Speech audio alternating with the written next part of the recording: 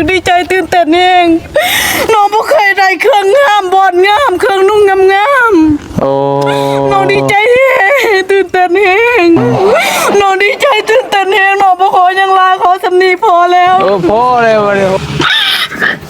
คุยคิดโคตรได้แม่กับเบ้าเตียงโอ้กินฮอดเขาคือหัวเท้าโอ้ยเนาะสวัสดีครับพี่น้องปองปายสุขุสุขคนครับกราบสวัสดีนะครับพี่น้อง FC ของบ่าวเตียงทองน้ำเด้อครับผมนะครับบ่ว่าสิเป็นทั้งนอกและก็ในต่างประเทศนะครับที่เขามาเบิ่งช่องนี้นะครับพี่น้องครับมื้อนี้ก็ขออนุญาตบ่าวเตียงทองและขออนุญาต FC บ่าวเตียงนำนะครับขอนำเอาคลิปบ่าวเตียงมารีแอคชั่นสู่พี่สู่น้องเบิ่งคือเก่าครับพี่น้องครับพี่น้องครับพี่น้องจำได้บ่ว่าคลิปที่ผมลงไปที่ว่าเบาเตียงไปถ่ายสาวหน้านะพี่น้องครับสาวหน้านะครับที่ว่าน้องเพิ่นที่ว่าเบาเตียงเพิ่นเอาที่นอนแล้วเอาผ้าห่มเอาหมอนเอามุ้งไปให้สาวหน้านะที่ว่าสาวหน้าให้เพิ่นบ่เคยได้ของดีๆของงามๆแบบนี้นะครับที่ว่าสาวหน้าเพิ่นบอกว่าขอแค่นี้แล้วสิบ่ขออีหยังอีกเลยอีหยังประมาณนี้นะครับพี่น้องครับหลักจนทำให้มีกระแสนะครับคือมีกระแสมีคนคอมเมนต์หลาย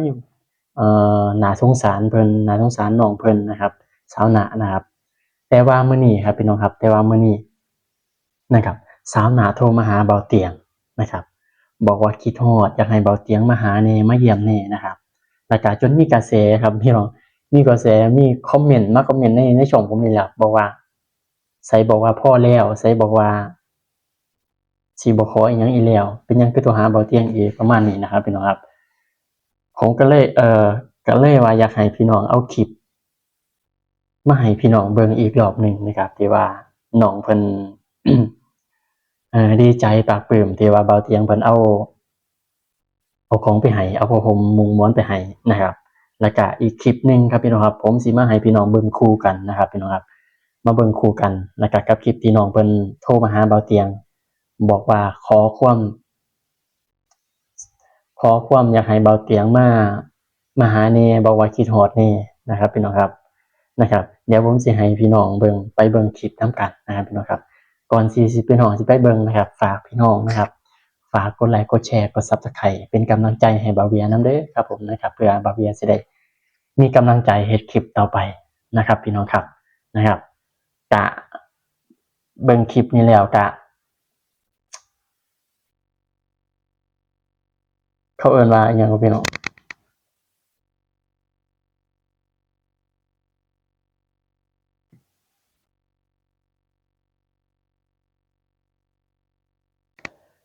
ถ้าผู้ใดได้เบิ่งแล้วกะ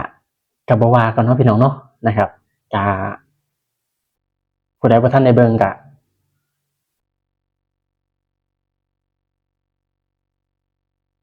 ถ้าผู้ใดได้เบิ่งแล้วครับพี่น้องครับก็บ่ว่ากันเนาะแต่ว่าผมก็อยากเอามาให้ผู้ที่บ่ทันได้เบิ่งเนาะพี่น้องเนาะนะครับก่อนที่พี่น้องไปเบิ่งก็ฝากให้กำลังใจบ่าวเวียนำนะครับแล้วก็ให้กำลังใจบ่าวเตียงทองให้กำลังใจน้องเพิ่น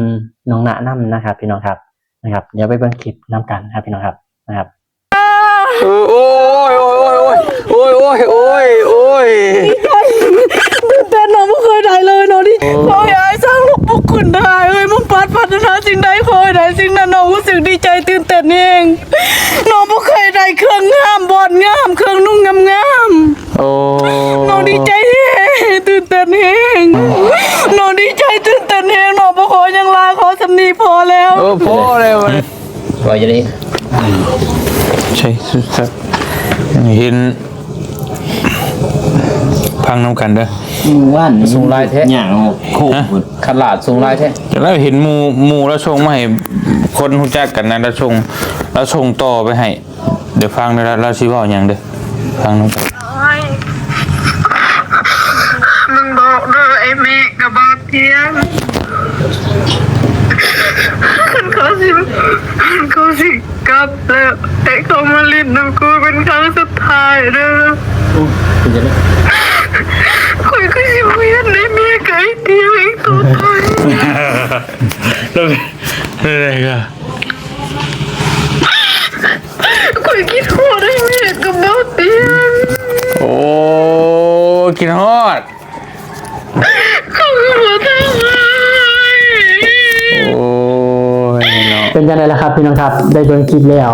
พี่น้องรู้สึกจังไดครับถ้าหากว่าพี่น้องมีความคิดเห็นจังไดนะครับ